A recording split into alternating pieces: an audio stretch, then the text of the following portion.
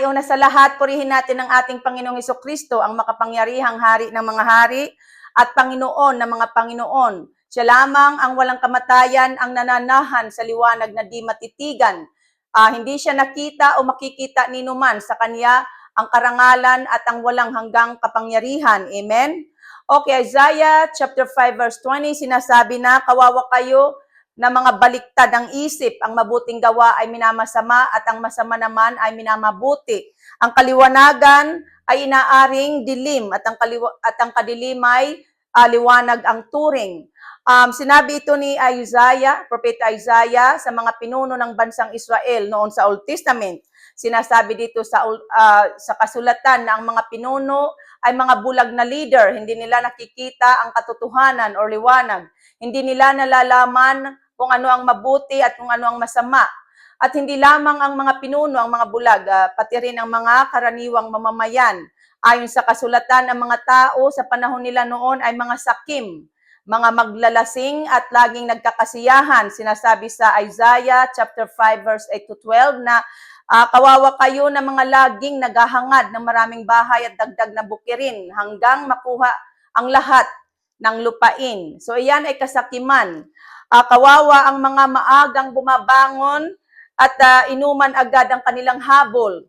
Hanggang makalampas ang dapit hapon, alak parit alak ang iniinom. Tugtog ng kudyapi sa saliw ng alpa at tunog ng tamburin at himig ng plauta at saganang alak ang libangan nila. So iyan ay night clubbing or sayawan at inuman sa panahon natin ngayon. Ang mga tao nooy busy sa kasayahan, sa paggawa ng kasamaan at paglalasing. Ang mga pinuno na may pinakakawalan, ang may kasalanan dahil sa suhol at ipinagkakait ang katarungan sa taong matuwid ayon sa kasulatan. Ang mga tao ay namumuhay sa kasamaan, sinusunod nila ang mga hilig ng laman o mga pita ng laman. Ang mga pinuno ay ganun din, sila pa ang mga number one. Imbis na ipakita nila ang magandang halimbawa, ang mga utos ng Diyos, ituro sa mga mamamayan ang mga utos ng Diyos. Tinalikdan nila ang liwanag. Ang ibig sabihin ng liwanag ay matuwid at katotohanan. Ang mga utos ng Diyos, ang salita ng Diyos ay liwanag or katotohanan. At pinalitan ng kadiliman. Ang ibig sabihin ng kadiliman ay kamangmangan, kasalanan at kasamaan. Tinalikdan nila ang matuwid na pamumuhay at namuhay sila sa kasamaan.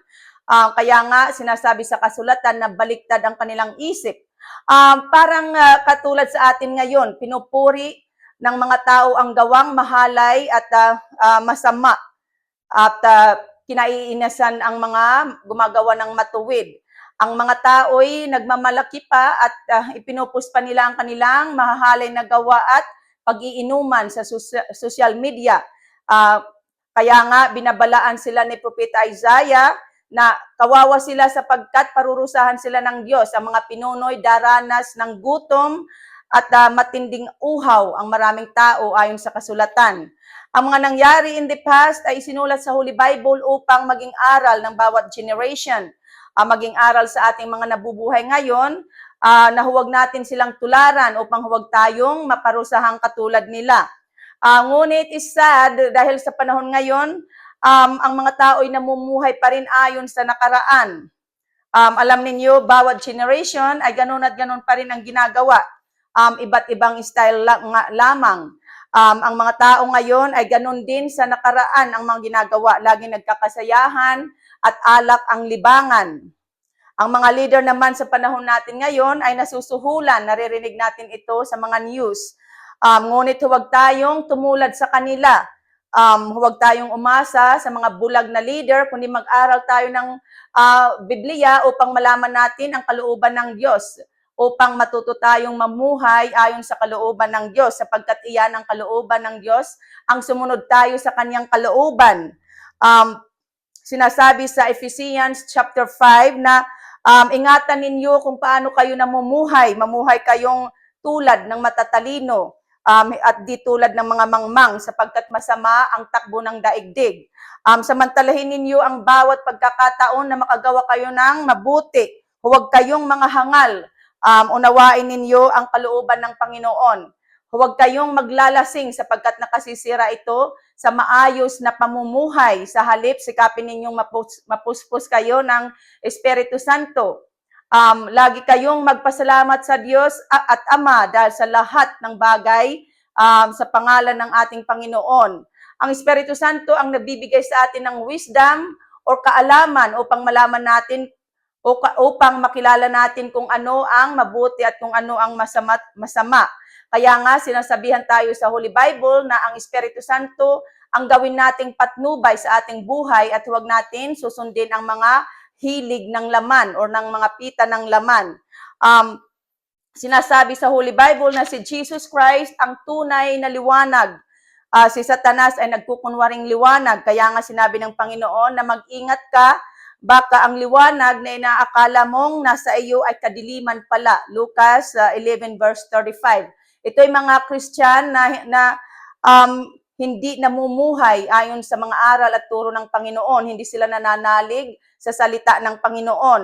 Ang mga aral at turo ng Panginoon ay ang liwanag sa ating buhay. Sinasabi sa kasulatan na ang salita ng Panginoon, ang mga utos at aral ng Panginoon ay siyang tanglaw na sa atin ay patnubay. Isang liwanag na tumatanglaw sa landas nating daraanan. Okay, ang buhay natin, ang tawag din dito ay mundo. At noong unang lalangin ng Diyos ang mundo ay nababalot ito ng kadiliman. Ganon din ang ating buhay ay madilim. Madilim ang loob. Ang tanging Panginoong Hesukristo lamang ang nagbibigay sa atin ng liwanag. Ang ating Panginoong Hesus ang ilaw ng ating buhay. Sinasabi sa John 8 verse 12 na si Jesus Christ ang ilaw or ang light ng sanlibutan. Ang sumusunod sa Panginoon, sumusunod sa kanyang mga aral at utos ay magkakaroon ng ilaw na nagbibigay buhay at hindi na lalakad sa kadiliman.